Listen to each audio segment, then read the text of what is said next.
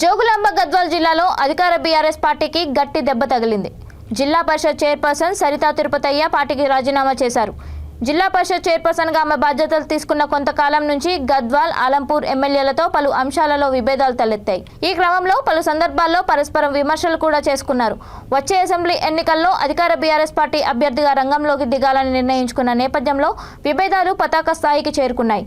దీంతో ఆమె నెల రోజుల క్రితం నుంచి పార్టీ మారుతున్నారని ప్రచారం సాగింది.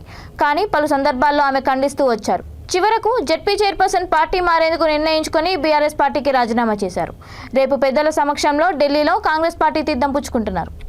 వ్యవహారం మనందరికీ తెలిసిందే. కానీ నేను మా ప్రజలకి, మా ఆడబిడ్డలకి స్పెషల్గా చెప్పాలనుకుంటుంది ఏంటంటే, ఇన్ని రోజుల నుంచి నేను మాట్లాడకపోవడానికి కూడా ఒక కారణం ఉంది. డెఫినెట్గా ఇది చాలా సెన్సిటివ్ ఇష్యూ.